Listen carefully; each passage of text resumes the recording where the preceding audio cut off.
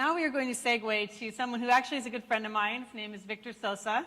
He is the Language Access Coordinator at Natividad Medical Center, which is just a single hospital system in a small valley town in the central coast of California, where the majority of the patients are not only Spanish-speaking and limited English proficient, but there is a very large community of indigenous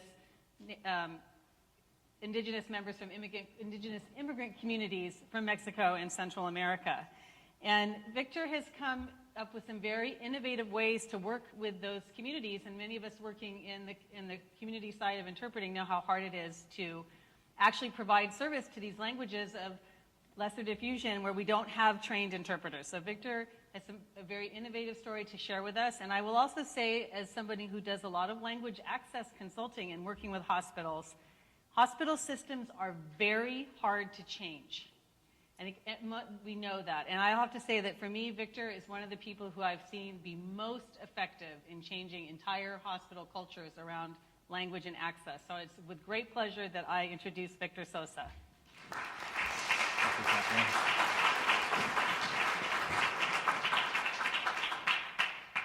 Thank you, Catherine. And for me, it is a privilege to be able to speak to you about our experiences that we've had providing language access to the indigenous immigrant communities in our area, in hopes that for many of you that are in similar situations that work with indigenous immigrants or refugees or even Aboriginal groups that are now more prominent in your communities, you will be able to maybe adopt some strategies and be able to learn as we did, helping with these indigenous groups.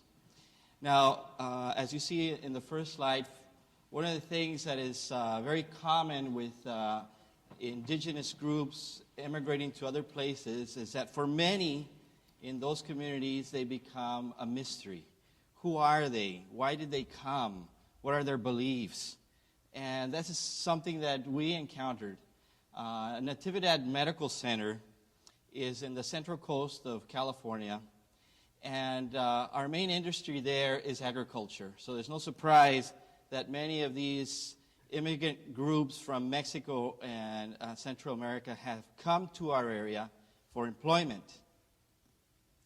Now, one of the challenges that we had is that a lack of understanding of these groups.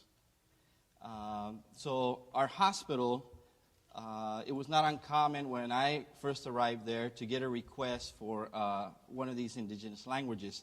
But the request would come in like this. They would, the provider would get on the phone and say, I need an Indian interpreter. And so, our challenge was, okay, are they talking about a Hindi interpreter, Gujarati?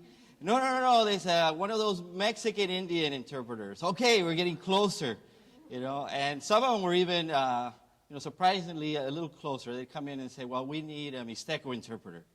But then, of course, we know that these languages also have variants in each language, dialects. And some of them are so unique that they only speak it in certain towns in Mexico or Central America. So there was a big challenge. Now, how can we dissipate the mystery?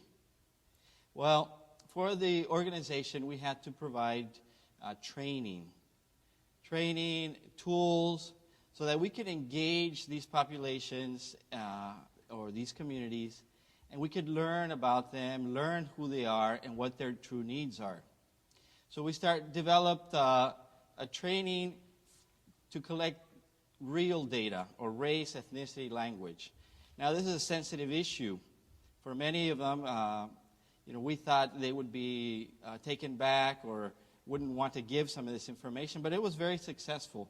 We trained our staff to be able to ask the questions with sensitivity. And data collection was one of the first positive things that we did to be able to know what our true needs were. Because once we were able to determine what our patient population was, then we could seek resources to provide for those patients. And it was not surprising that our first limited limited proficient patient or a language other than English was Spanish. 45% of the patients that registered in our hospital spoke Spanish. Something that we did discover was that the second language, our most prominent language that we had after Spanish, was Mixteco. And from there, we started to collect data, and we found out that we had last year 64 different languages that registered in our hospital. So once we knew what our need was, then we went out and looked for resources. And one of the challenges was, where do you find a competent Mixteco, Triqui, Chatino, Zapoteco interpreter? It's very difficult. And I can remember another call that came in. We were able to connect the provider with the interpreter. And a couple of minutes later, the provider calls me. And, nurses, they're very blunt and sometimes hurtful. And the only thing she said to me is, "Where do these people come from?" And after she calmed down, I realized that she had called the interpreter for a phone interpretation, and somebody got on the line and said, "Oh, no, she's in the shower. She can't help you right now." So we learned that if we were going to provide effective communication with competent interpreters, we were going to have to develop that resource ourselves. So after providing the training in 2011, we recruited in our area some of the individuals that had already been working as interpreters but had never really had any formal training in it. And to our knowledge, one of the first programs that included all indigenous immigrant individuals came to our hospital, and we delivered the Bridging the Gap training in association with Cross-Culture Healthcare Program. So starting with this, then we continued further education for many of those interpreters, offering a paid internship into our hospital. And this was very, very useful and positive, both for individuals that were working as interpreters or wanted to get into the profession, because that gave them the opportunity to work in a healthcare environment and become comfortable in that environment. But it also gave us a lot of information about these community groups. And here's another insightful point that we learned. Even before 2010, when we really started to make progress in this field, there had been many people in this community that wanted to do something for these indigenous immigrant groups, but they just didn't know what. So they tried to learn about them. They read books. They did case studies. Some even traveled to Oaxaca, Mexico to learn about their culture. But there was something very important that they missed. That the best source of information to learn about indigenous groups, Aboriginal groups, refugee groups, are the groups themselves. Why not just ask them, what are your needs? Which may be different, and it certainly are different from going back to their original country, being here an immigrant in this country.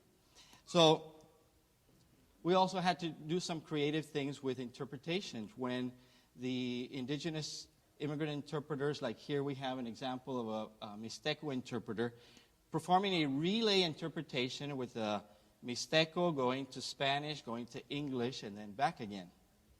We became very good at orchestrating this type of interpretation. So some of the lessons that we learned have been that the indigenous immigrant populations are the best source of information to relate about their needs. Collect the data that you need. And many times, you have to provide for the resources that you need.